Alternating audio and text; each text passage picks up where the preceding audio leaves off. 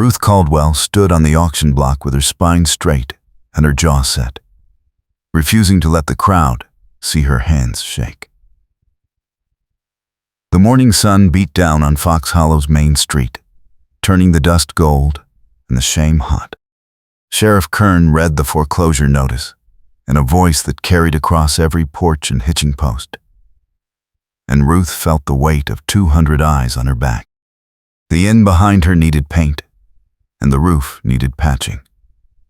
But it was hers.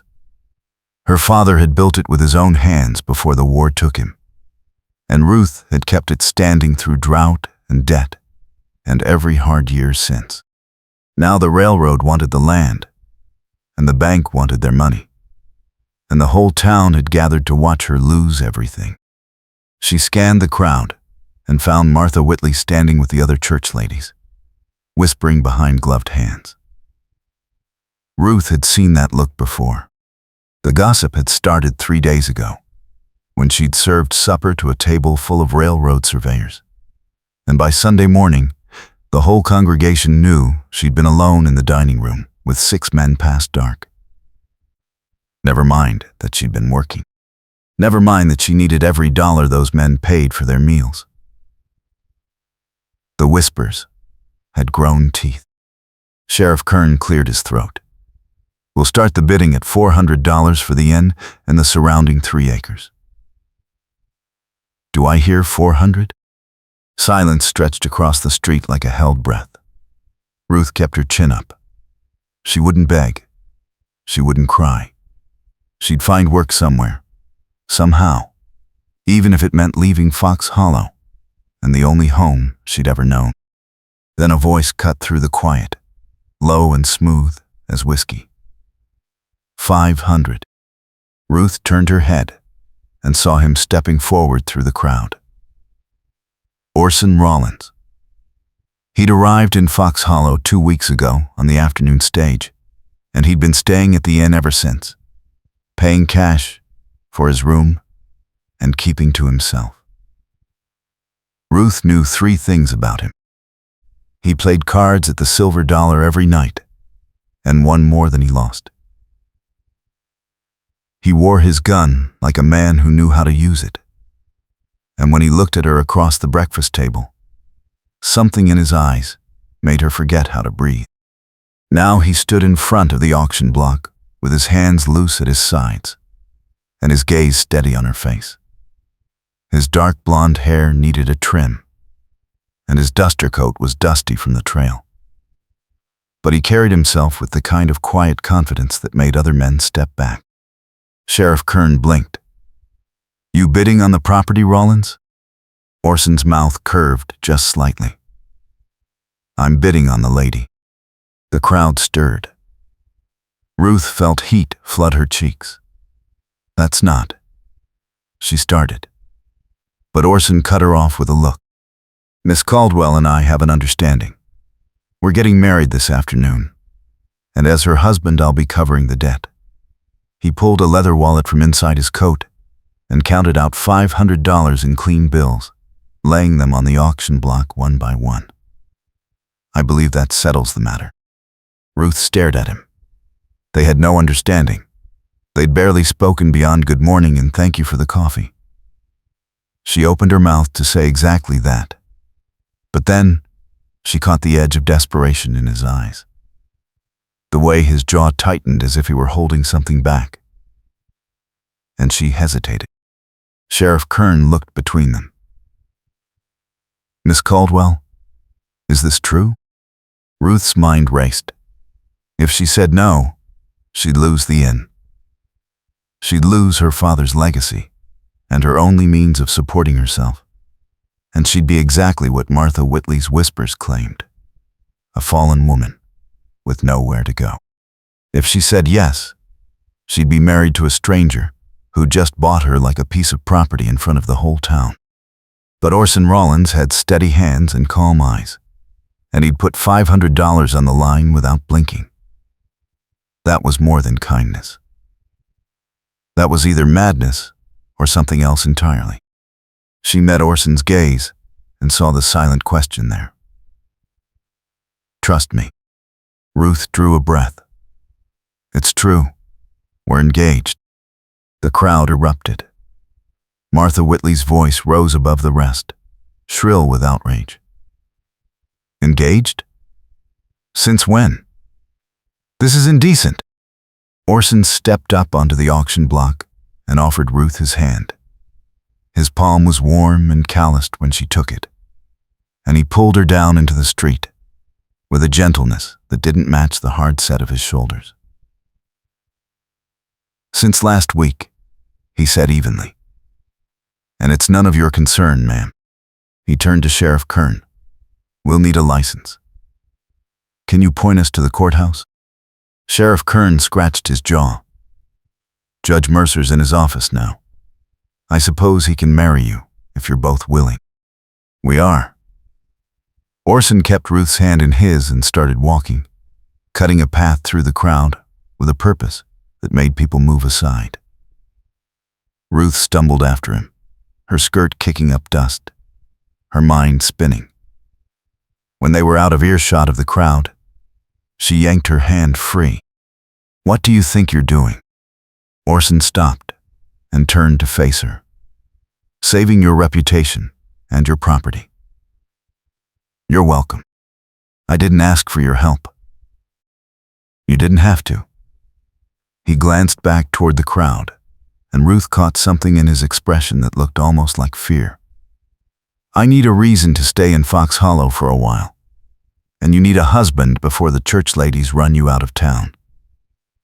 We can help each other. Ruth crossed her arms. Why do you need to stay?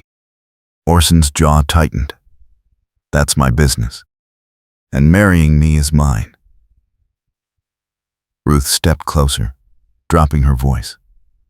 I don't know you. I don't know where you came from, or why you're here, or what you're running from. For all I know, you're a thief, or a killer. Or worse. I'm not.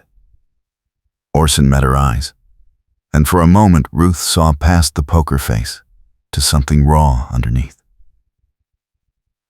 I'm just a man trying to stay alive long enough to do one decent thing. If that's not good enough for you, say so now and I'll walk away.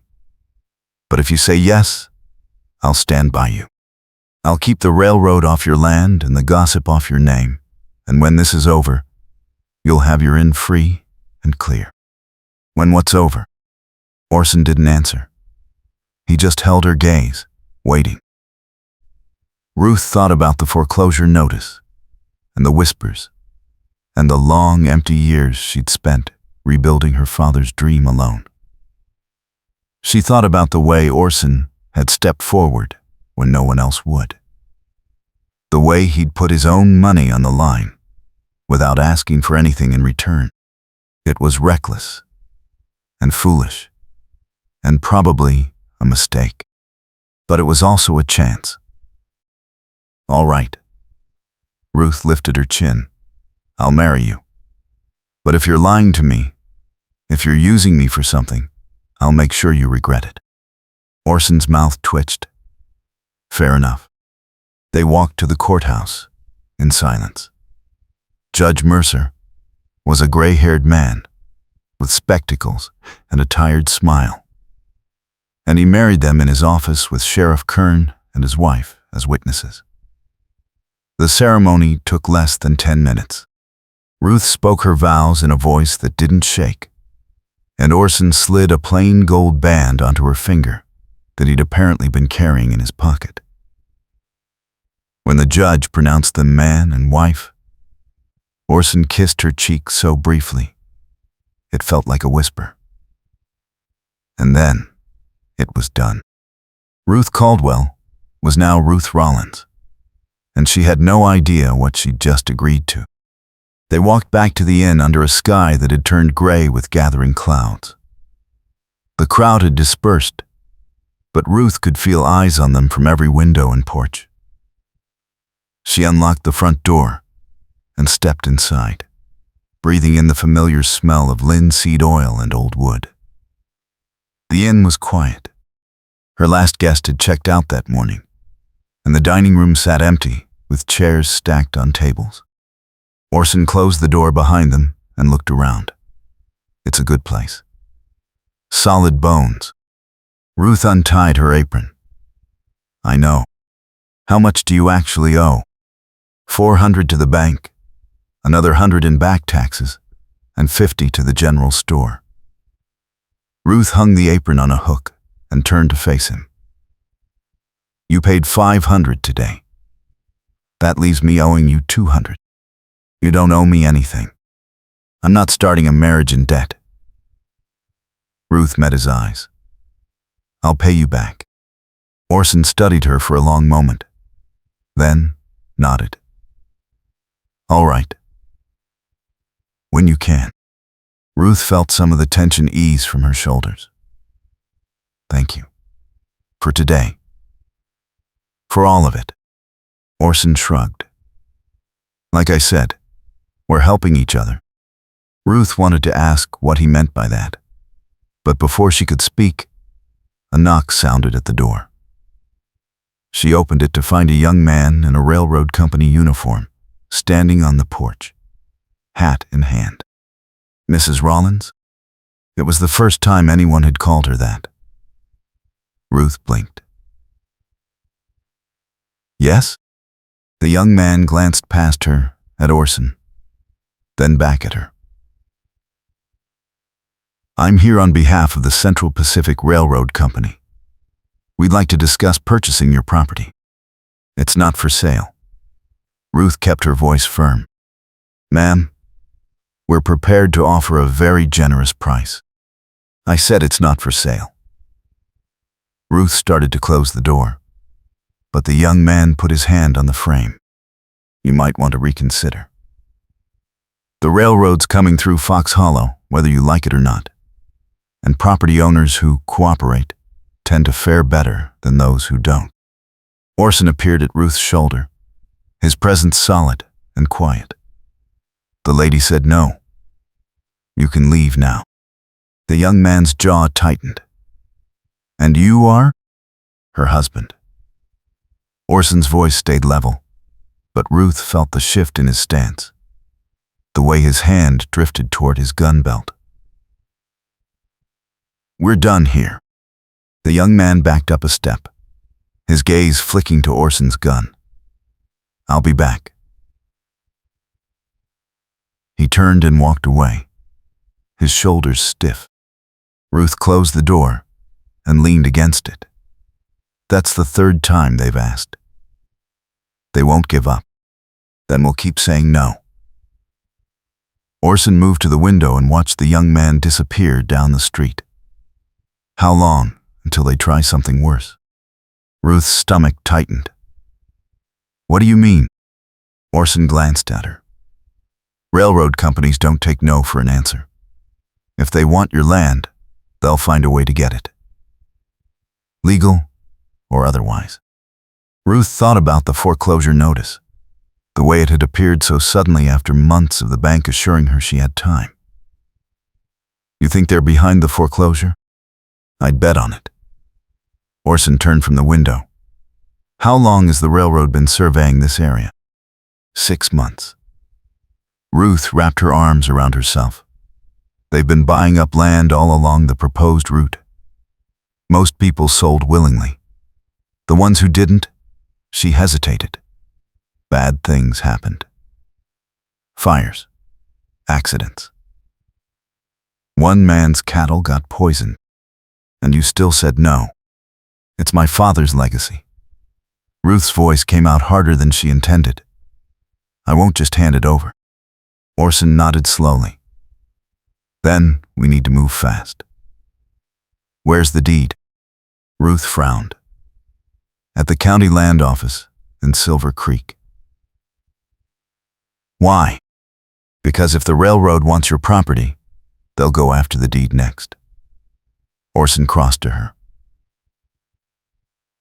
We need to get there first, make sure it's recorded properly in your new name, and secure it before anyone can file a fraudulent claim.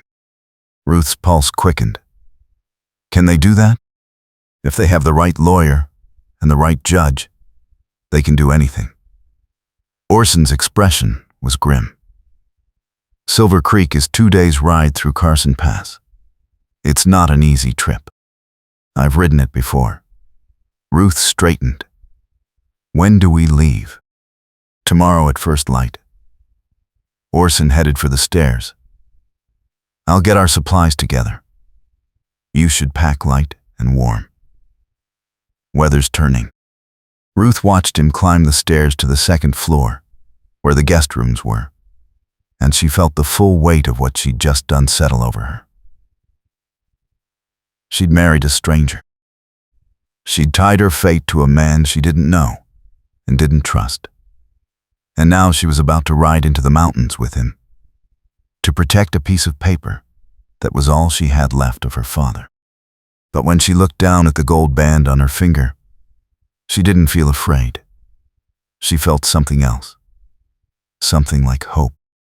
That night, Ruth lay in her own bed and listened to the sound of Orson moving around in the guest room down the hall. She'd offered him her father's old room, the one she'd kept locked since he died. But Orson had refused. "I'm fine where I am," he'd said, and Ruth hadn't pressed. Sleep didn't come easy. Every time she closed her eyes, she saw the crowd at the auction block, the way they'd stared at her like she was something shameful.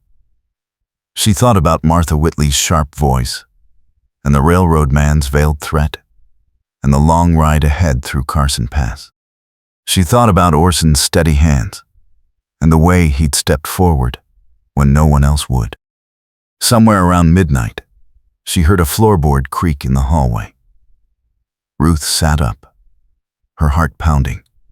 Footsteps approached her door, then stopped. For a long moment, there was only silence.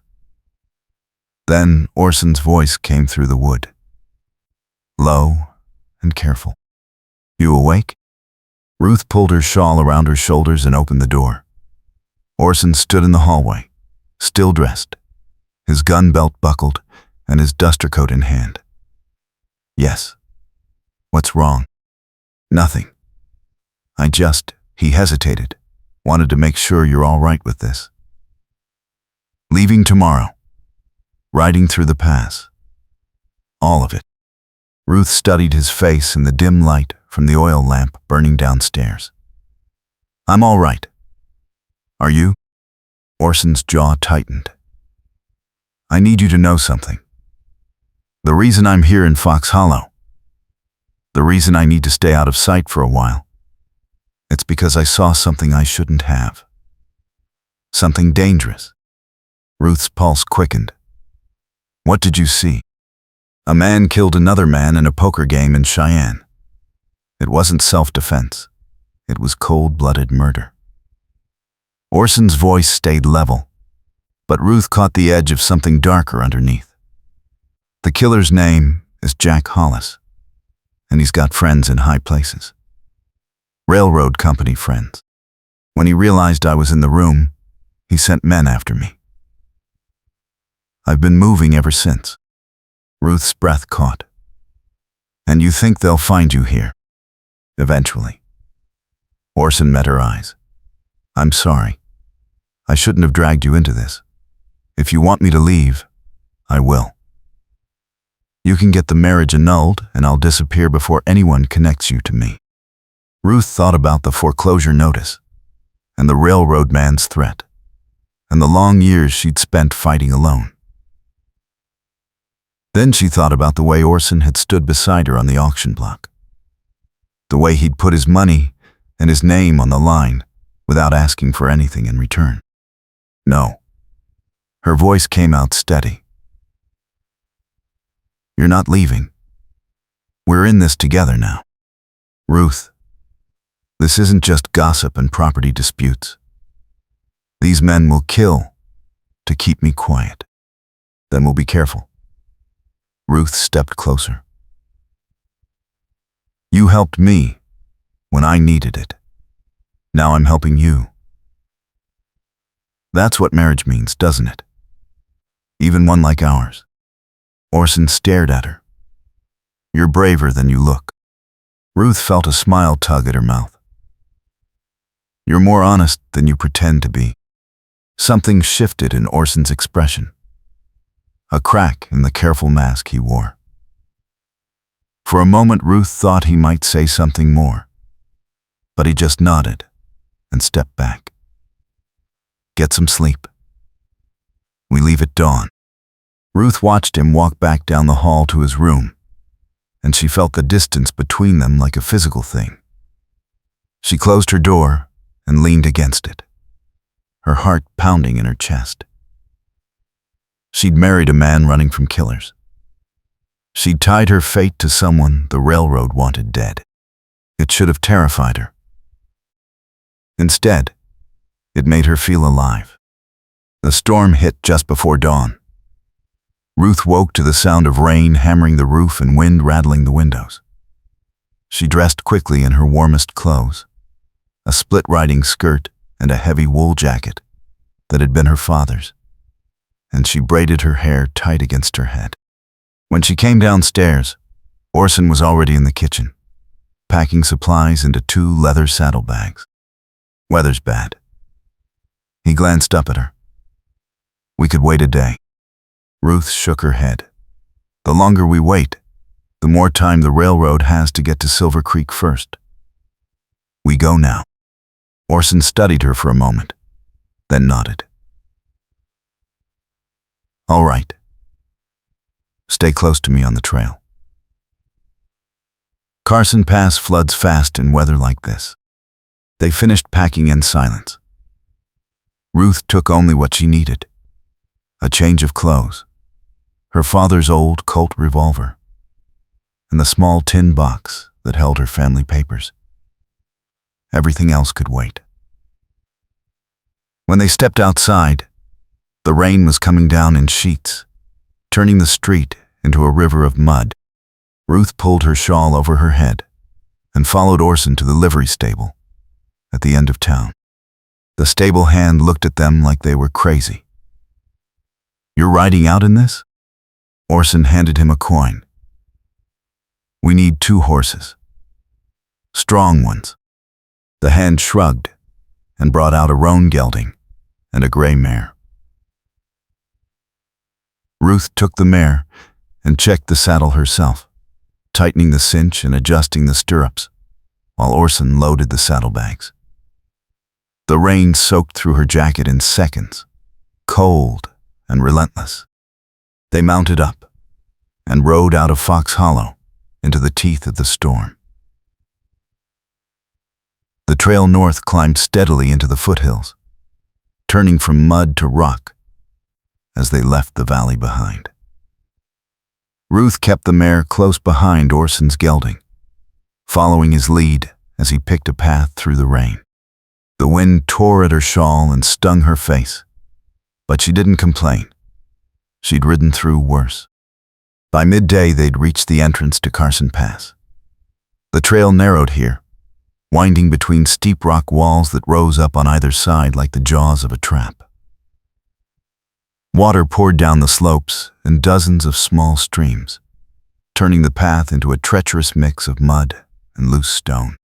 Orson slowed his horse to a walk and looked back at Ruth. "Stay behind me. If your horse slips, grab the saddle horn and don't let go." Ruth nodded. Her hands were numb with cold and her clothes were soaked through, but she kept her seat and her focus. One step at a time. That was how you survived the mountains. They rode for hours in silence, the rain never letting up.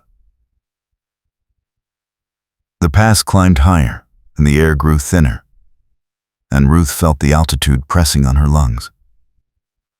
Her mare stumbled once on a loose rock, and Ruth's heart lurched. But the horse caught itself and kept moving. Ahead of her, Orson rode with the same steady calm he'd shown since the moment he'd stepped onto the auction block, his shoulders set and his gaze fixed on the trail. Ruth found herself watching him more than the path.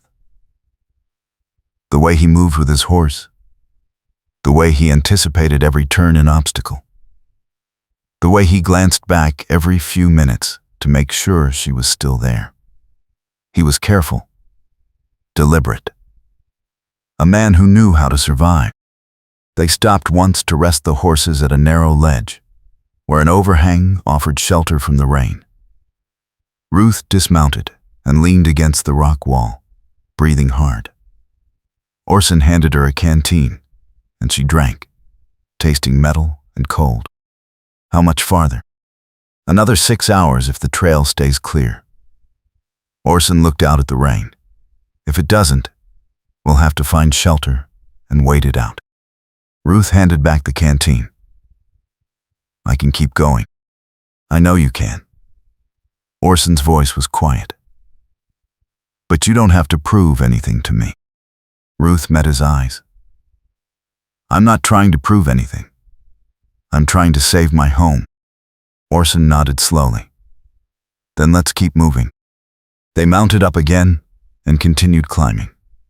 The pass grew steeper and the trail more dangerous, and Ruth felt the weight of exhaustion settling into her bones. Her legs ached, and her hands were raw from gripping the reins. But she didn't ask to stop. She kept her eyes on Orson's back and followed him deeper into the mountains. Just before dusk, they rounded a sharp bend, and Ruth saw movement ahead. 3 riders blocked the trail, their horses standing shoulder to shoulder across the narrow path. Ruth's pulse spiked. Orson reined in his gelding and held up one hand, signaling her to stop. The lead rider was a big man with a scarred face and a black duster slick with rain. He smiled when he saw Orson, but there was no warmth in it. Well. Orson Rawlins. Jack's been looking for you. Orson's voice stayed level. I've got no quarrel with Jack. You should have thought of that before you witnessed his business in Cheyenne. The scarred man shifted in his saddle, and Ruth saw the gun on his hip. He wants you dead, Rawlins. Question is whether we do it quick or slow. Ruth's hand drifted toward the Colt in her jacket pocket. Orson caught the movement and shook his head slightly, his gaze still locked on the riders. You don't want to do this. The lady's not part of it. The scarred man glanced at Ruth, his eyes cold. She's with you. That makes her part of it. Orson's hand moved so fast Ruth almost missed it. He drew his gun and fired in one smooth motion, the shot echoing off the rock walls.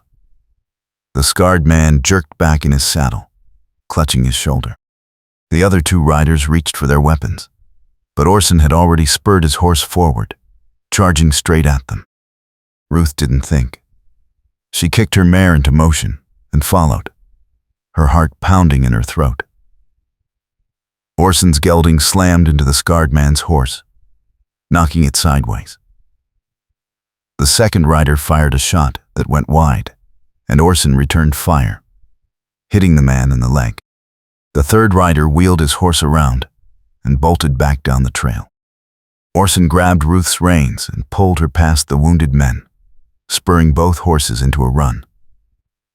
They galloped down the narrow trail with the rain and wind tearing at them, and Ruth hung on to the saddle horn with both hands, her breath coming in gasps. Behind them, she heard shouting and the crack of another gunshot. But Orson didn't slow down. They rode for what felt like miles, the trail blurring into a streak of rock and mud. Finally, Orson pulled up near a stand of pine trees and dismounted, reaching up to help Ruth down. She slid from the saddle, and her legs nearly buckled. Orson caught her arm and steadied her.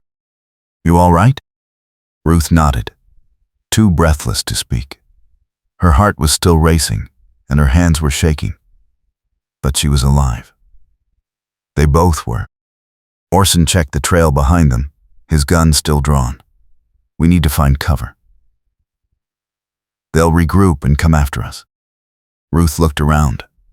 The storm was easing, the rain thinning to a drizzle, but the light was fading fast. There, She pointed to a dark opening in the rock face about 50 yards ahead. Looks like a cave. They led the horses toward it, moving quickly. The cave turned out to be shallow, but dry, with enough room for them and the animals. Orson unsaddled the horses and tied them near the entrance, then moved to the back of the cave and crouched down, watching the trail. Ruth sank onto the cold stone floor and wrapped her arms around herself. Her clothes were soaked and her teeth were chattering. Orson glanced at her, then shrugged out of his duster and draped it over her shoulders. It was still damp, but warmer than nothing. "Thank you." Ruth pulled the coat tighter. "Are they really going to follow us?" "Yes." Orson reloaded his gun, his movements precise. Jack Hollis doesn't forgive, and he doesn't forget. I'm the only witness who can tie him to that murder, and he'll do whatever it takes to silence me. Ruth's stomach turned. "Then maybe you should have stayed quiet. Run farther." "I tried." Orson's voice was hard.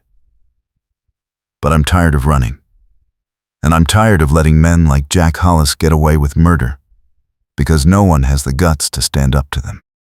Ruth studied his face in the dim light. "Is that why you helped me? Because you're tired of running?" Orson met her eyes. "I helped you because it was the right thing to do.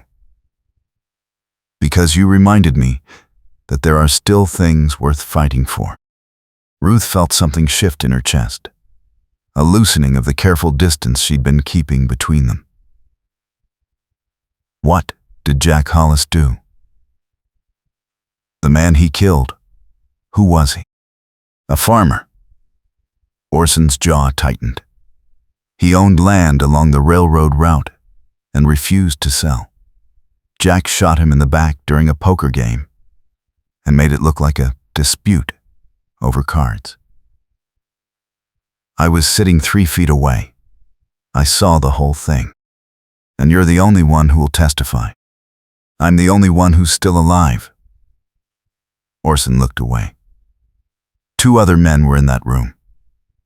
One disappeared the next day. The other turned up dead in a ditch outside Cheyenne. I'm all that's left. Ruth's throat tightened. "Then we'll make sure you stay alive. And we'll make sure Jack Hollis answers for what he did." Orson turned back to her, surprise flickering across his face. "You don't have to do that. This isn't your fight. You made it my fight when you married me." Ruth held his gaze. "And I'm not the kind of woman who walks away when things get hard." For a long moment, Orson just looked at her. Then he nodded, something like respect in his eyes. "All right. Then we do this together." They sat in silence as the last light faded from the sky. The rain stopped and the wind died down, leaving only the sound of water dripping from the rocks and the soft breathing of the horses. Ruth's exhaustion dragged at her, but she couldn't sleep. Every time she closed her eyes, she saw the scarred man's gun and heard the crack of Orson's shot echoing off the canyon walls. She glanced at Orson. He was still watching the trail, his profile sharp in the darkness. Ruth thought about the way he'd charged the riders without hesitation, the way he'd pulled her to safety, the way he'd given her his coat even though he was just as cold. He was braver than he pretended to be. Kinder, more alone. "Why did you really offer to marry me?" Her voice came out softer than she intended. "The truth." Orson didn't answer right away. When he finally spoke, his voice was low. "Because I saw you standing on that auction block with your head up and your jaw set, refusing to let them break you.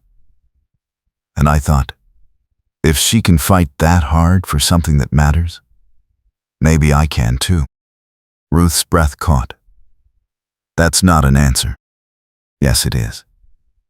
Orson turned to face her. I've spent 2 years running from Jack Hollis and his men, moving from town to town, never staying long enough to matter. I forgot what it felt like to stand still, to belong somewhere. When I saw you, I remembered.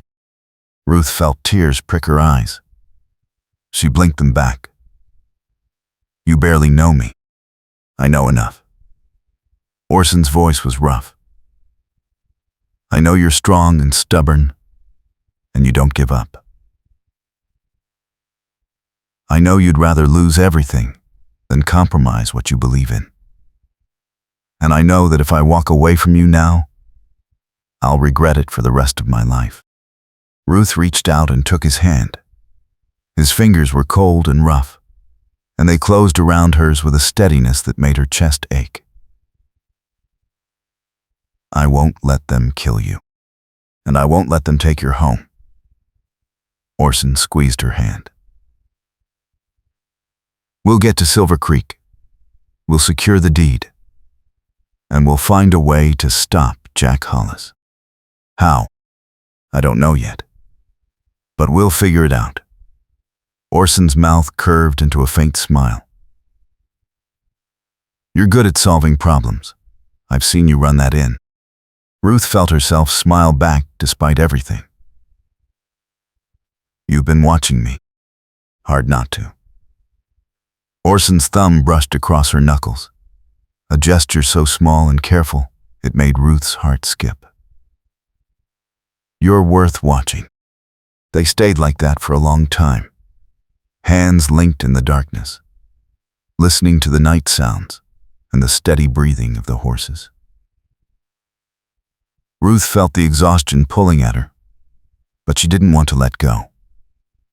For the first time since her father died, she didn't feel alone. Eventually, Orson released her hand and moved back to the cave entrance. Get some sleep. I'll keep watch. Ruth wanted to argue, but her body was too tired to fight.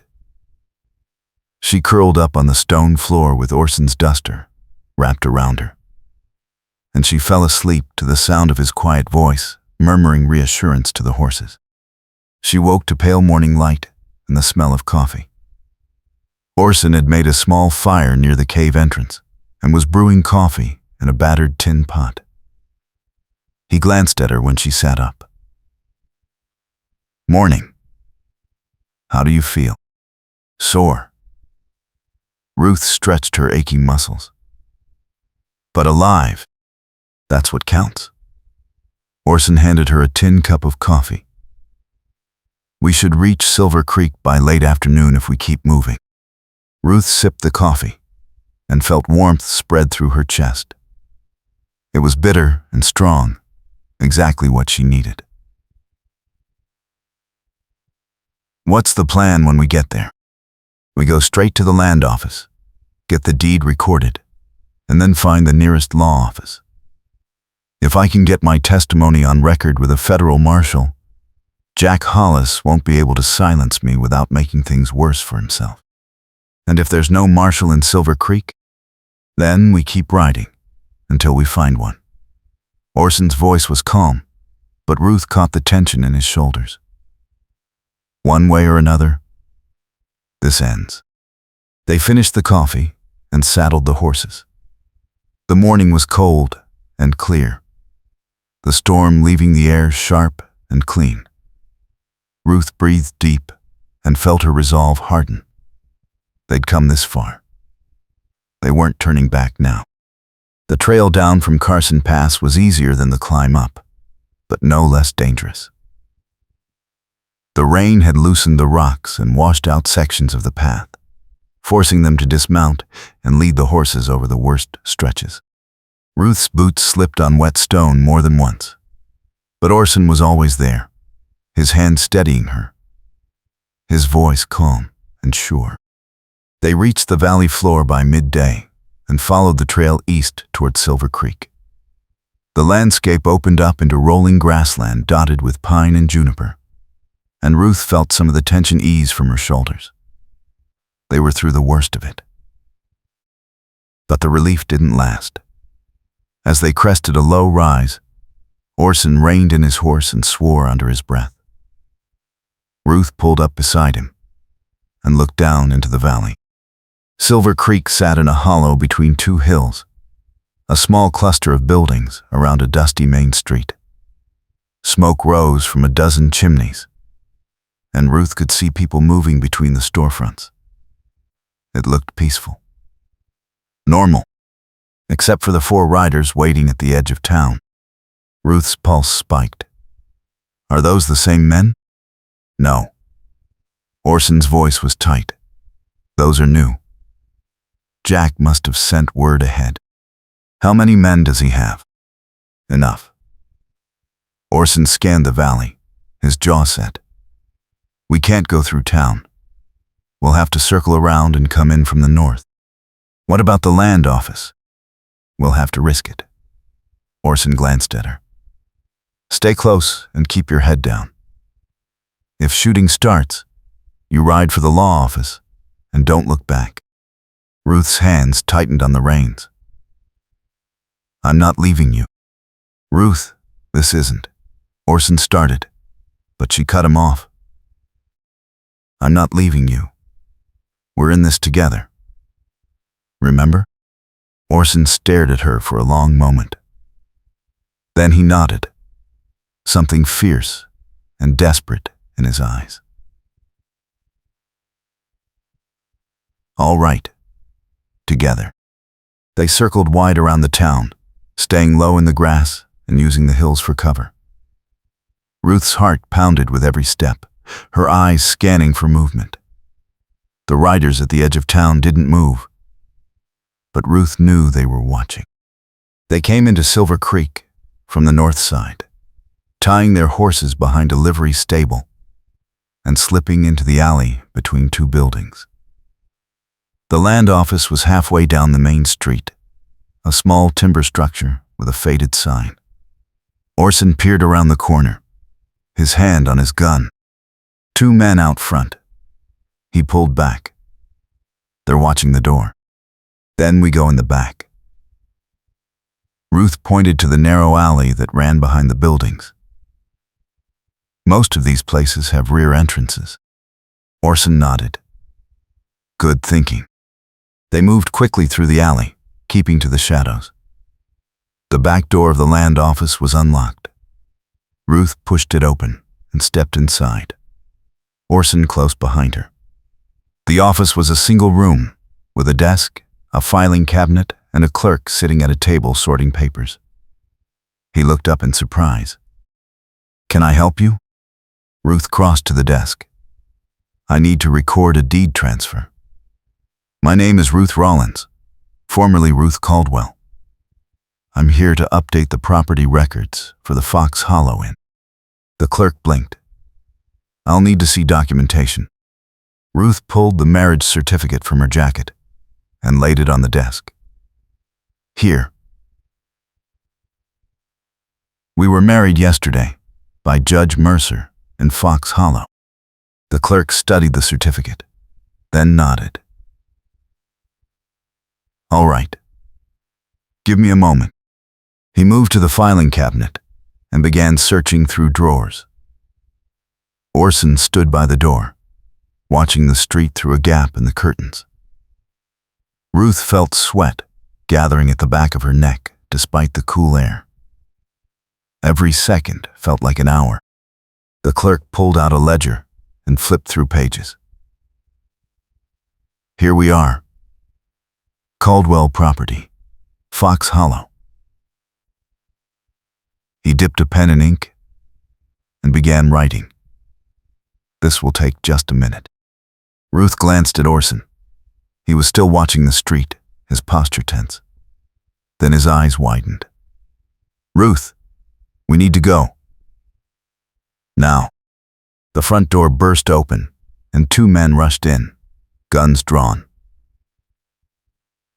Ruth dove behind the desk as shots rang out.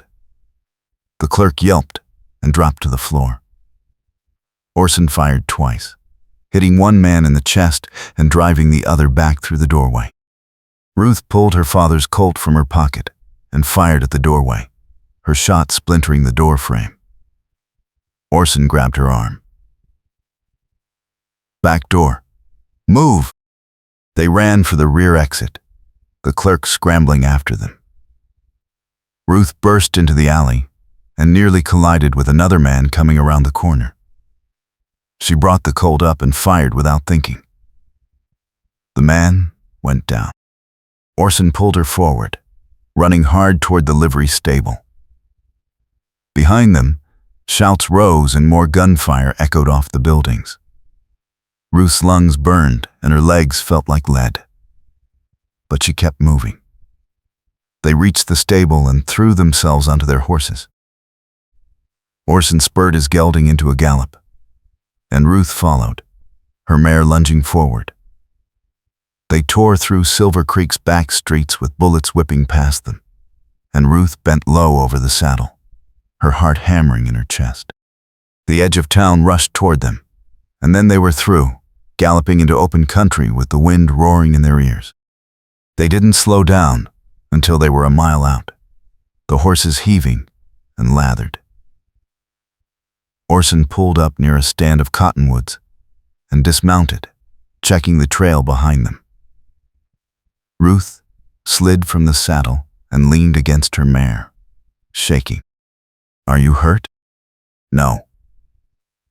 Ruth's voice came out breathless. "You?" "I'm fine."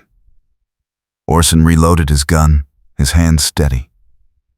"Did the clerk finish recording the deed?" "I don't know." Ruth's stomach dropped. "I didn't see him complete the entry." "Then we have to assume it's not done." Orson swore under his breath. "Which means the railroad can still file a fraudulent claim. What do we do now?" Orson looked at her, and Ruth saw the weight of exhaustion and frustration in his eyes. "We find another way. There has to be a judge or a marshal somewhere in this territory who isn't on Jack Hollis's payroll." Ruth thought about the men chasing them, and the gunfight in the land office, and the long empty miles between here and anywhere safe. "We can't keep running forever." "I know." Orson's voice was quiet. "But I don't know what else to do."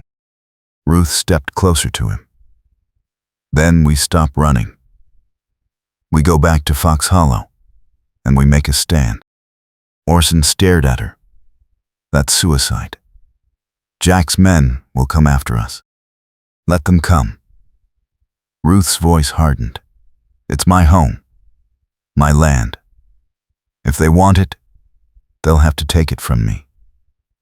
And I'm not going down without a fight." "Ruth, you don't understand what you're up against." "Yes, I do." Ruth met his eyes. "I'm up against men who think they can take whatever they want because they have money and guns and power. But they're wrong, because I have something they don't." "What's that?" "You." Ruth reached out and took his hand. "And you have me. That's enough." Orson's expression cracked, and for a moment, Ruth saw past the poker face to the man underneath. Scared, exhausted, but still standing. He squeezed her hand hard enough to hurt. "All right. We go back. We make a stand. And we finish this." They rode back toward Fox Hollow through the long afternoon, pushing the horses as hard as they dared. The sky stayed clear, and the wind stayed cold, and Ruth felt the miles stretching out like a thread, pulling tighter and tighter. She thought about the inn and the land and her father's dream. She thought about Orson and the terrible choice he'd made to stand up to Jack Hollis. She thought about the life they could have if they survived this. And she thought about what she'd do if they didn't. By the time they reached Fox Hollow, the sun was sinking toward the horizon, painting the sky orange and gold. The town looked quiet, peaceful. Ruth's chest tightened. She knew it wouldn't last. They stabled the horses and walked back to the inn. Ruth unlocked the door and stepped inside, breathing in the familiar smell of home. Orson closed the door behind them and locked it. Then, he turned to her. "We need to prepare." Orson's voice was calm and practical. "Barricade the doors and windows. Gather weapons and ammunition. Set up firing positions. If Jack's men come tonight, we have to be ready."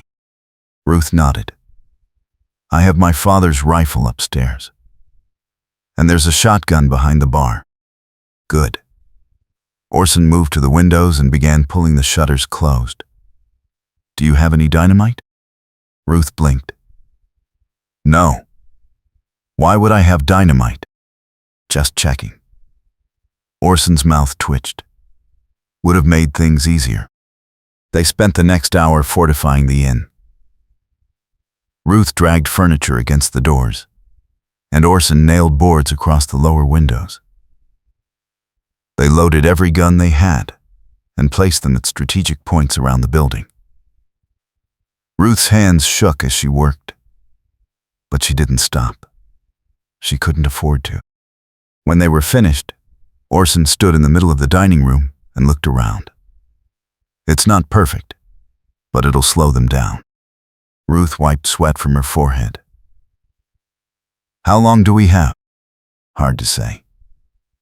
If Jack sent a rider from Silver Creek, they could be here by midnight.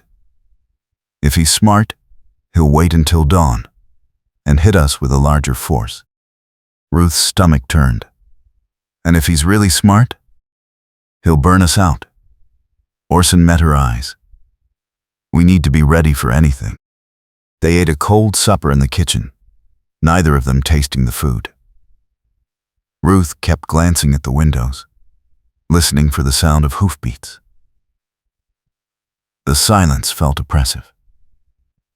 Heavy, like the calm before a storm. Orson pushed his plate away. "You should get some rest. I'll keep watch." Ruth shook her head. "I won't be able to sleep." "Try anyway." Orson's voice was gentle. "You'll need your strength." Ruth wanted to argue, but exhaustion dragged at her like a physical weight. She climbed the stairs to her room and lay down on the bed fully dressed, her father's Colt on the nightstand beside her. She closed her eyes and tried to quiet her racing thoughts, but sleep wouldn't come. Every creak of the floorboards made her heart jump. Every gust of wind against the windows sounded like footsteps. Ruth stared at the ceiling and thought about her father. He'd built this place with his own hands. He'd survived the war and the drought and every hard year, and he'd taught Ruth to do the same. Never give up, he'd told her the night before he died. Never let them break you. Ruth clenched her jaw. She wouldn't. Sometime after midnight, she heard Orson moving around downstairs. Ruth got up and went to find him. He was standing at the front window, peering through a gap in the boards. She crossed to him. "See anything?" "Not yet." Orson glanced at her. "I told you to rest." "I tried." Ruth stood beside him. "How are you holding up?" Orson was silent for a moment. "I keep thinking about that farmer. The one Jack killed. He had a wife and 2 kids. They were at the funeral, and I stood in the back and watched them cry, and I didn't say anything. I just walked away." Ruth's throat tightened. "You were scared." "I was a coward." Orson's voice was hard. "I told myself I was being smart, staying alive. But the truth is, I was afraid. And because I was afraid, Jack Hollis is still out there killing people and taking what he wants. You're not a coward. Ruth reached out and touched his arm. You're here. You're fighting. That takes more courage than running. Orson turned to look at her, and Ruth saw the rawness in his eyes. I'm still afraid. Every day. Every minute. So am I. Ruth held his gaze. But I'd rather be afraid and fighting than safe and broken. And I'd rather be here with you than anywhere else. Orson's hand came up to cup her face, his thumb brushing her cheek. You're the bravest person I've ever met. Ruth felt tears sting her eyes. She leaned into his touch. We're going to survive this. Both of us. I hope so. Orson's voice was barely a whisper. Because I'm not ready to lose you. Then he kissed her. It was gentle and desperate and full of everything they hadn't said. And Ruth kissed him back with her whole heart. For a moment, the fear and the danger and the uncertainty all fell away. And there was only this. Only them. When they finally pulled apart, Orson rested his forehead against hers. If we get through this, I want to do this right. Court you properly. Build a life with you. All of it. Ruth smiled through her tears. I'd like that.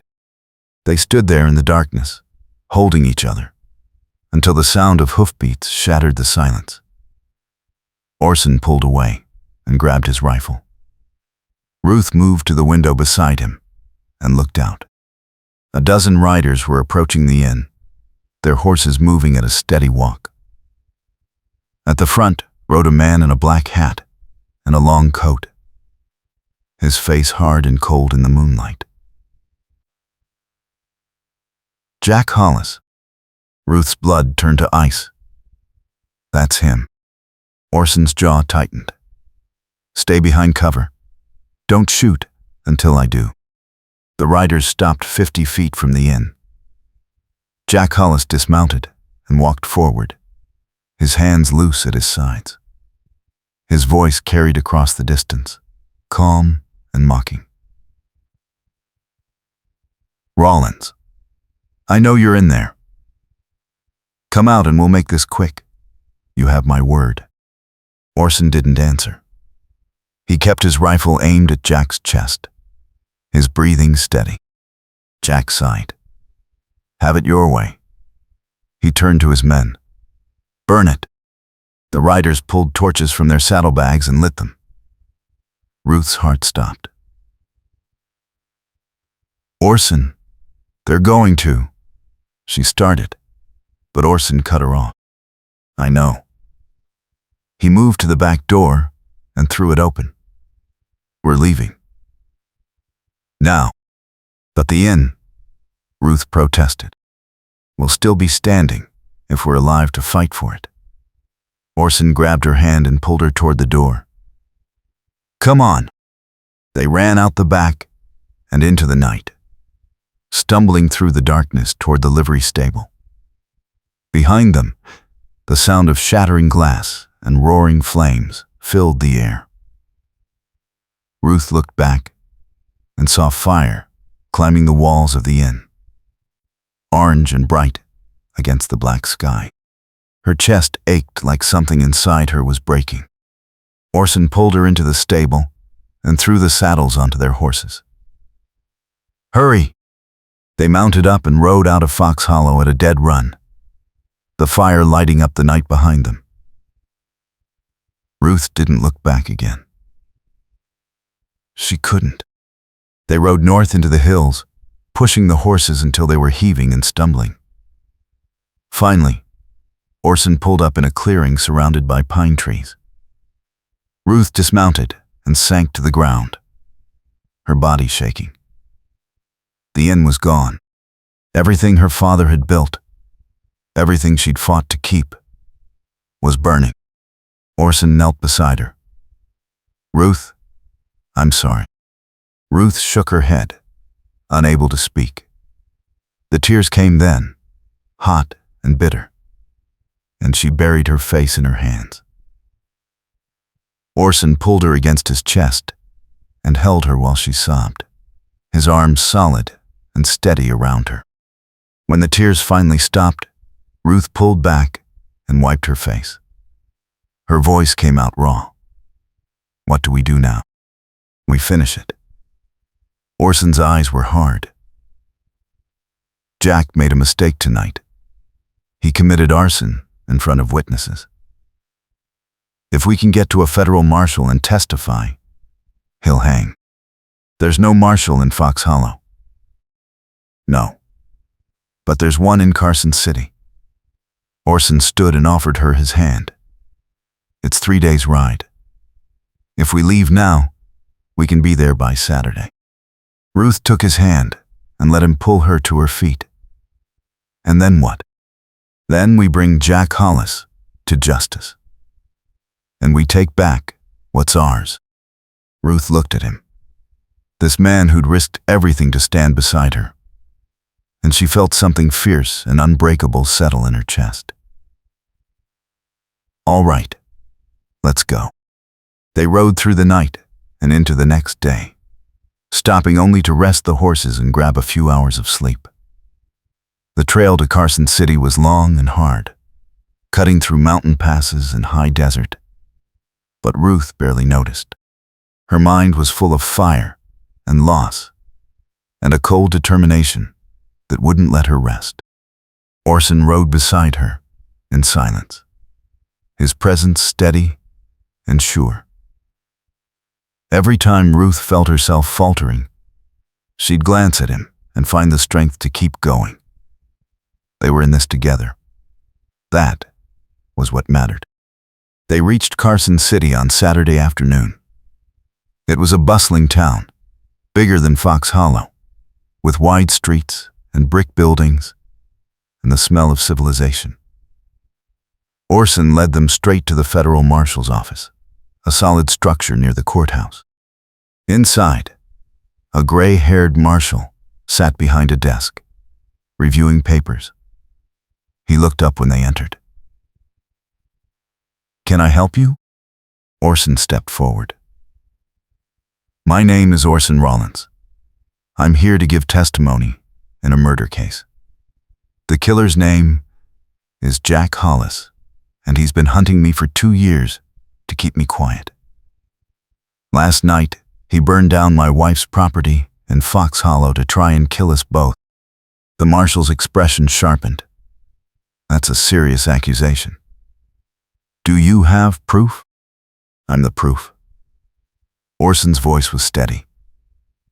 "I witnessed Jack Hollis shoot a man named Thomas Green in the back during a poker game in Cheyenne 2 years ago. I can describe the crime in detail, and I'm willing to testify in court." The marshal studied him for a long moment. Then he pulled out a sheet of paper. "Tell me everything." Orson sat down and began talking. Ruth stood beside him, her hand on his shoulder, and listened as he recounted every detail of that night in Cheyenne. The poker game, the argument, the cold-blooded shot in the back, the way Jack had smiled as Thomas Green died. When Orson finished, the marshal leaned back in his chair. "That's damning testimony. If it holds up in court, Hollis will hang. It'll hold up." Orson met his eyes. "I'm not running anymore." The marshal nodded slowly.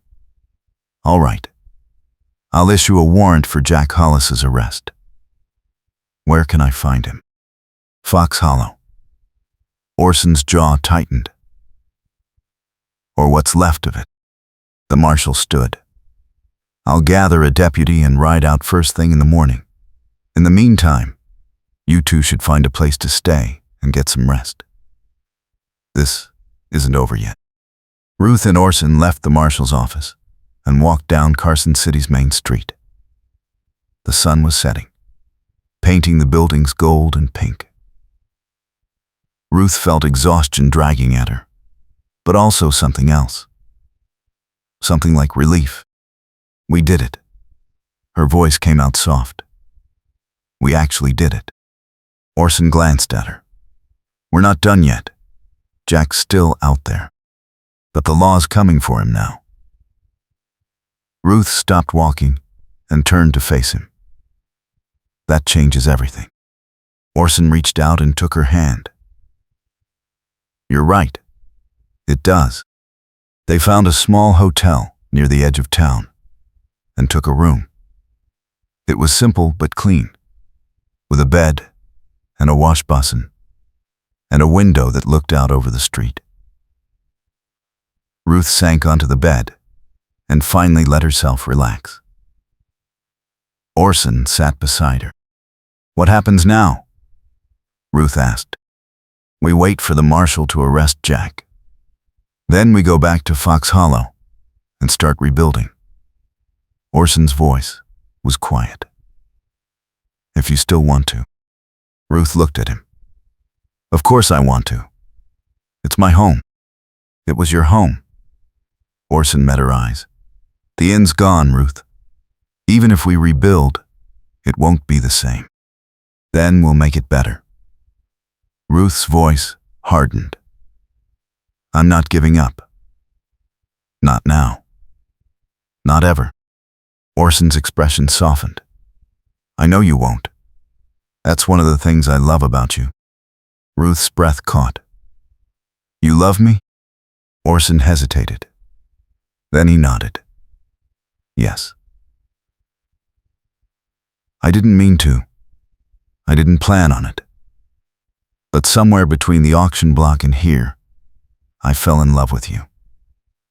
And I don't regret it. Ruth felt tears sting her eyes again, but this time they were different. Warm instead of bitter. I love you too. I think I have since the moment you stepped up and offered to help me. Orson pulled her close and kissed her, slow and deep and full of promise. When they finally pulled apart, Ruth rested her head on his shoulder. We're going to be all right. Both of us. Yes. Orson's arms tightened around her. We are. They spent that night holding each other, talking about the future they'd build together. Orson told her about the ranch he'd always dreamed of owning, somewhere quiet, where he could raise horses and live in peace. Ruth told him about the inn she'd rebuild, bigger and better than before, with room for travelers and a kitchen that smelled like home. And when they finally fell asleep, tangled together in the narrow hotel bed, Ruth felt something she hadn't felt in years. Hope. The next morning, they rode back to Fox Hollow with the marshal and his deputy. The journey took 3 days, and every mile felt heavier than the last. Ruth's chest tightened as they approached the town, dreading what she'd find. But when they crested the rise and looked down into the valley, Ruth's breath caught. The inn was still standing. The walls were blackened and the roof was damaged, but the structure was intact. Jack's men had set the fire, but they hadn't stayed to make sure it finished the job. Ruth dismounted and ran toward the inn, her heart pounding. Orson followed close behind. They pushed through the front door and found the interior scorched and smoke damaged, but not destroyed. The furniture was ruined and the windows were broken, but the bones were solid. It's salvageable. Ruth's voice shook. We can fix this. Orson looked around, then nodded. Yes, we can. The marshal and his deputy searched the town for Jack Hollis, but he was gone. The townspeople said he'd ridden out the morning after the fire, heading west with his men. The marshal promised to track him down and bring him to justice, and Ruth believed him. Over the next weeks, Ruth and Orson threw themselves into rebuilding. They cleared the burned debris and repaired the roof and replaced the broken windows. The townspeople helped, some out of guilt for not standing up to Jack Hollis sooner, others simply because it was the right thing to do. Even Martha Whitley came by one afternoon with a basket of food and a grudging apology. Ruth accepted it with grace. She had more important things to focus on than old grudges. 1 month after the fire, word came that Jack Hollis had been arrested in California. He'd resisted and been shot trying to escape. He was alive, but he'd stand trial for murder, arson, and a dozen other crimes. Orson's testimony would be the centerpiece of the prosecution's case. Ruth held Orson's hand when he heard the news. It's over. Not quite. Orson looked at her. I still have to testify, and you will. Ruth squeezed his hand. And then you'll come home. Home. Orson smiled. I like the sound of that. The trial took place in Denver 3 months later. Ruth traveled with Orson, sitting in the courtroom every day and watching him tell his story. He was calm and clear and unshakable, and the jury believed him. Jack Hollis was convicted of murder and sentenced to hang. When it was over, Orson and Ruth walked out of the courthouse into bright sunlight. Ruth took his hand. What now? Now we go home. Orson pulled her close. And we start living. They returned to Fox Hollow and finished rebuilding the inn. It reopened in the spring with a new sign above the door, Rawlins Inn. Ruth ran the kitchen and Orson managed the books, and together they made it into something better than it had been before. A place where travelers felt welcome, and stories were shared, and life felt full. On their first anniversary, Orson took Ruth up into the hills above Fox Hollow. They stood on a ridge overlooking the valley, the inn visible below them, and Orson pointed to a stretch of grassland beyond the town. That's where I want to build our ranch. Horses and cattle, and a house big enough for a family. He glanced at her. What do you think? Ruth looked at the land and the town and the inn they'd fought so hard to keep. Then she looked at Orson, this man who'd risked everything to stand beside her, and she smiled. I think it's perfect. Orson pulled a folded piece of paper from his pocket and handed it to her. Ruth opened it and found a deed. Crescent Ranch, it read. 20 acres, purchased and paid for. Ruth's eyes filled with tears. When did you do this? Last week. Orson's voice was soft. I wanted to surprise you. Ruth threw her arms around him and kissed him hard. You're impossible. I know. Orson grinned. But you love me anyway. Yes. Ruth rested her forehead against his. I do. They stood there on the ridge, holding each other and looking out at the life they'd built together. The war was over. The danger had passed. And everything they'd fought for was finally theirs. 2 years later, Ruth stood in the kitchen of the rebuilt inn, rolling out dough for pies. Through the window, she could see Orson working in the corral behind the house, training a young colt. Their daughter, Emily, sat on the fence watching him, her dark blonde hair shining in the sun. Ruth smiled. They'd come so far from that desperate day on the auction block.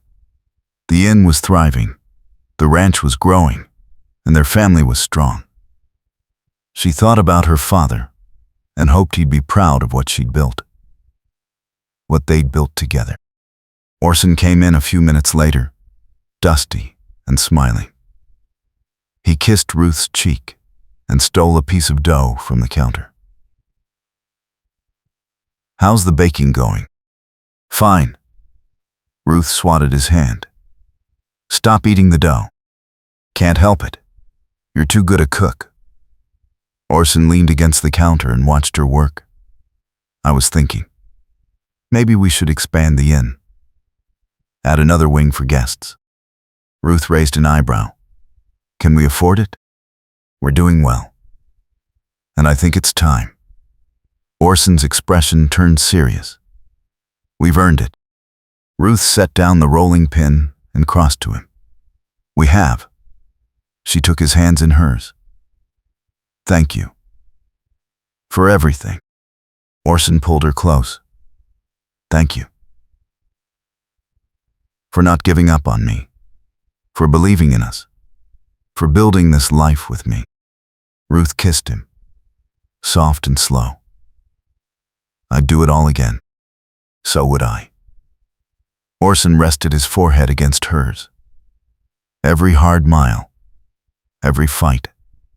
Every moment. They stood there in the kitchen, wrapped in each other's arms, while the afternoon sunlight poured through the windows, and Emily's laughter drifted in from the corral. The past was behind them. The future stretched out bright and full of promise. And Ruth Rawlins, who'd once stood on an auction block with nothing but her pride and her courage, knew she'd finally found what she'd been fighting for all along. Not just a home, not just survival, but a life worth living, and a love worth keeping. That evening, after the supper dishes were done and Emily was tucked into bed, Ruth and Orson sat on the porch of the inn. The sun had set and the stars were coming out, bright and sharp in the clear mountain air. Orson held Ruth's hand, and they watched the lights of Fox Hollow twinkling in the valley below. Do you ever think about how different things could have been? Ruth asked. If you hadn't stepped up that day at the auction? All the time. Orson's thumb brushed across her knuckles. I think about how close I came to walking away, to staying invisible and safe. I'm glad you didn't. So am I. Orson looked at her, and Ruth saw everything they'd survived reflected in his eyes. You saved me, Ruth. Not just from Jack Hollis, but from a life of running and hiding and never belonging anywhere. Ruth squeezed his hand. We saved each other. They sat in comfortable silence, listening to the night sounds and breathing in the cool air. Ruth thought about the journey that had brought them here. The fear and the danger and the impossible choices. The way Orson had stood beside her when no one else would. The way they'd fought for each other and for the life they wanted to build. It hadn't been easy. It hadn't been safe. But it had been worth it. Orson's voice broke the silence. I got a letter today. From the marshal in Carson City. Ruth's pulse quickened. What did it say? Jack Hollis hanged last week. It's over. Officially. Ruth felt a weight lift from her chest. Good. She leaned her head on Orson's shoulder. That chapter's closed. And the next one's just beginning. Orson put his arm around her. I love you, Ruth Rawlins. I love you too. Ruth closed her eyes and let herself relax into his warmth. And I wouldn't change a single thing. The stars wheeled overhead and the night deepened around them, and Ruth and Orson sat together on the porch of the inn they'd saved, the ranch they'd built, the life they'd fought for.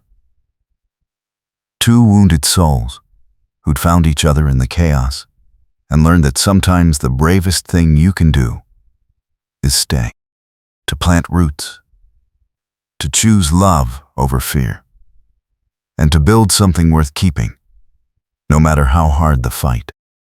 And in the end, that was exactly what they'd done. The years passed, and the inn grew. Orson and Ruth added the new wing, just as he'd suggested, and it filled with guests from all over the territory. Some came for business, others for pleasure. but all of them left with stories about the couple who ran the place.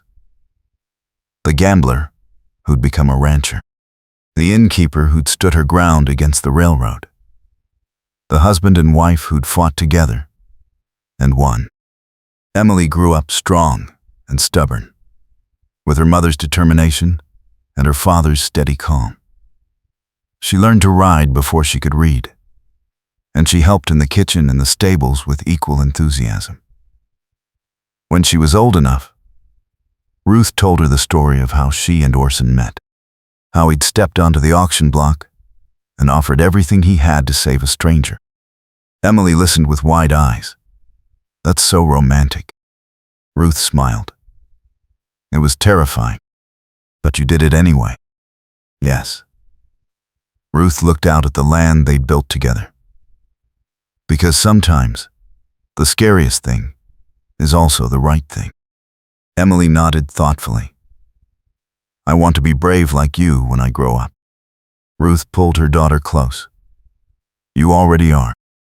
More guests arrived as the seasons turned. Travelers and settlers, and even a few railroad men, though Ruth never forgot what the company had tried to do. She served them with cool professionalism and took their money. But she didn't forgive. Some wounds ran too deep. Orson seemed to understand. He never pushed her to let go of the anger, but he also never let it consume her. He was patient and steady, a quiet anchor in the storm of life. And Ruth loved him more with every passing year. One autumn evening, when Emily was 7 and the inn was full of guests, a man arrived on the evening stage. He was well-dressed and official-looking, with a leather satchel and a tired smile. He introduced himself as a representative of the Central Pacific Railroad Company, and Ruth's stomach tightened. Orson stepped forward, his hand drifting toward his gun belt. "We're not interested in selling." The man held up his hands. "I'm not here to buy. I'm here to apologize." He pulled a folder from his satchel and laid it on the counter. The company conducted an internal investigation after Jack Hollis's trial. We discovered that he and several other employees had been engaging in illegal activities to acquire land along the route. The company is offering restitution to affected property owners. Ruth stared at him. "Restitution?" "Yes, ma'am." The man opened the folder and showed her a check. "This is for damages to your property, legal fees, and emotional distress. It's the least we can do." Ruth looked at the number on the check and felt her breath catch. It was more money than she'd seen in her entire life. She glanced at Orson. He nodded slowly. "We'll accept it." Ruth's voice was steady. "But only if the company agrees to leave Fox Hollow alone. No more pressure to sell. No more threats. No more games." The man nodded. "You have my word." The railroad man left the next morning, and Ruth deposited the check at the bank. With the money, they expanded the ranch, built a schoolhouse for Emily and the other children in Fox Hollow, and established a fund to help families who'd lost property to the railroad's illegal practices. It felt like justice. Incomplete, perhaps, but real. And life went on. Seasons turned. The inn thrived. The ranch grew. Emily got older and started talking about becoming a doctor, and Ruth encouraged her. Orson taught her to shoot and ride and stand up for what she believed in. And Ruth taught her to cook and manage accounts and never let anyone make her feel small. Together, they built a legacy, not just of land and buildings, but of courage and love and the stubborn refusal to give up. And when people in Fox Hollow talked about the Rawlinses, they didn't speak of scandal or gossip or desperate bargains. They spoke of strength, of partnership, of a family that had faced the worst and come through it unbroken. One spring morning, when Ruth was 40 and Orson was 43, They stood together on the ridge above Fox Hollow, where he'd first shown her the deed to Crescent Ranch. Emily was away at school in Denver, chasing her dreams, and the inn was in the capable hands of the staff they'd hired. It was just the two of them, the way it had been in the beginning. Ruth leaned against Orson's shoulder. "We did all right, didn't we? We did better than all right." Orson kissed the top of her head. "We built something that'll last." Ruth looked down at the valley. The inn was prosperous. The ranch was thriving. The town was growing. And their daughter was out in the world, strong and fearless, carrying forward everything they'd taught her. What more could we ask for? Nothing. Orson's voice was soft. "We have everything." Ruth turned in his arms and looked up at him. The lines around his eyes had deepened, and his hair was starting to gray, but he was still the man who'd stepped onto an auction block and changed her life. Still steady. Still brave. Still hers. "Thank you." Her voice caught. "For choosing me." Orson smiled, that rare full smile that made her heart skip. "Thank you for letting me." They kissed there on the ridge, surrounded by the land they'd fought for, and the life they'd built, and Ruth felt the circle close. She'd started with nothing but her father's dream and her own stubborn will. She'd survived foreclosure and fire, and men who wanted her silenced. She'd married a stranger and learned to trust him. She'd fought beside him and loved him and built a future with him. And now, standing in the spring sunshine with Orson's arms around her and the valley spread out below them, Ruth Caldwell Rawlins knew she'd finally made it home. Not to a building or a piece of land, though those mattered, but to a place where she was known and loved and chosen, where her scars didn't define her and her past didn't trap her, where she could be exactly who she was, fierce and flawed and unbreakable. And that was the greatest victory of all. The sun climbed higher, and the day warmed around them. Orson and Ruth walked back down the ridge hand in hand, taking their time, talking about everything and nothing. They stopped at the ranch to check on the horses, then continued to the inn. The staff greeted them warmly, and Ruth spent the afternoon in the kitchen, teaching a young apprentice how to make her father's biscuit recipe. That evening, a telegram arrived from Emily.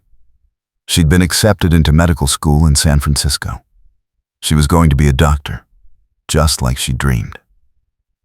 Ruth read the telegram twice, tears streaming down her face, and then she showed it to Orson.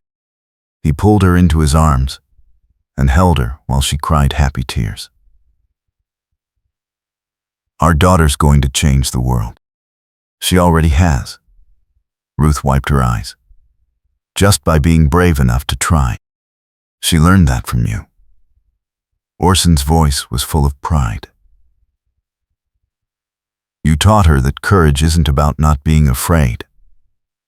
It's about doing what needs to be done anyway. We taught her that." Ruth looked up at him. Together. Orson kissed her forehead. Always.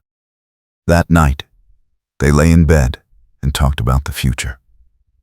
About Emily's education, and the inn's expansion, and the ranch's next breeding season. About the small, everyday details that made up a life. And when they finally fell asleep, wrapped in each other's arms, Ruth felt the deep contentment that came from knowing she was exactly where she belonged. The years continued to pass. Emily graduated from medical school and returned to Fox Hollow to open a practice.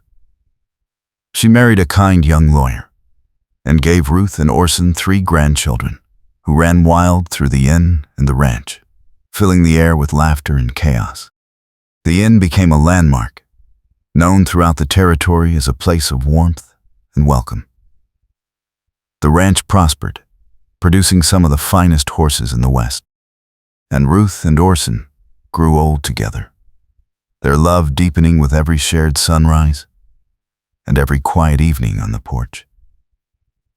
They watched Fox Hollow transform from a small frontier town into a thriving community.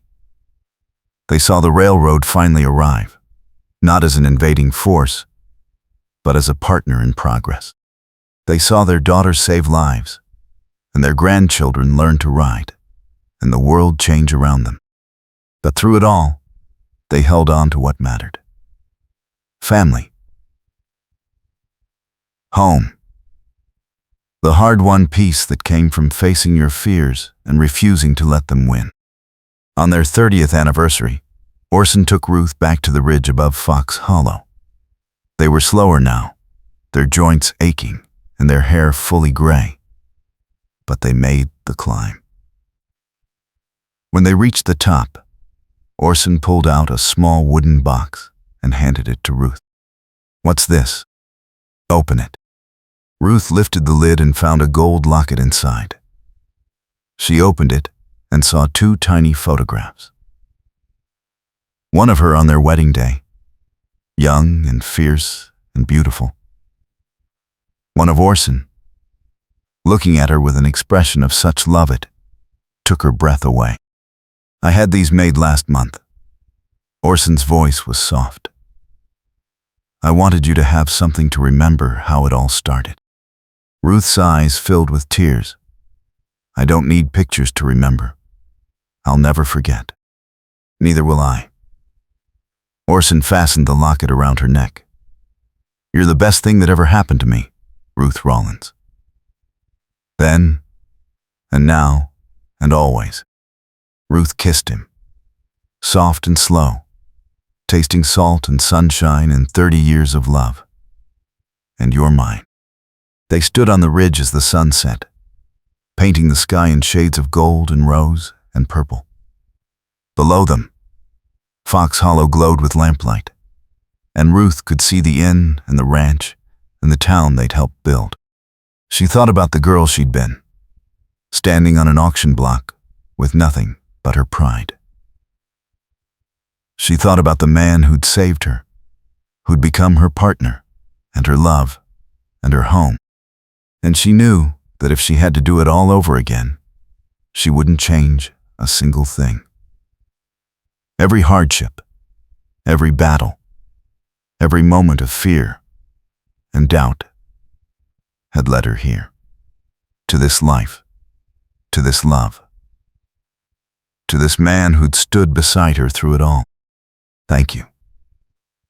Ruth whispered the words against Orson's chest. "For everything." Orson held her tighter. "Thank you for saying yes." They walked back down the ridge as the stars came out, their steps slow but steady. Behind them, the valley settled into night, and ahead of them lay home. The inn, the ranch, the family they'd built, and the legacy they'd leave. It wasn't a fairy tale. There were no perfect endings in the West. But it was real and hard-won, and theirs. And that was more than enough. Ruth Caldwell had stood on an auction block and refused to break. Orson Rawlins had witnessed a murder and chosen to speak the truth. Together, they'd fought the railroad and the killers and their own fears. They'd built an inn and a ranch and a family. They'd loved each other through fire and danger and the long, quiet years of peace. And in the end, they'd won. Not because the battles were easy or the victories clean, but because they'd refused to give up. On each other, on their home, on the future they wanted to build. That was the legacy they left. Not just property or prosperity, but proof that courage and love could triumph over fear. That 2 wounded souls could find healing in each other. that a desperate bargain on an auction block could become the foundation of a life worth living. And when Ruth and Orson finally passed, years later, surrounded by family and love, the people of Fox Hollow remembered them not as the gambler and the innkeeper, but as the couple who'd stood together against the world and won. The inn still stands today, run by their descendants. The ranch still thrives, producing horses known across 3 states. And on the ridge above Fox Hollow, there's a simple marker where Ruth and Orson used to stand and watch the sunset. It reads, "Together, always." And that says everything.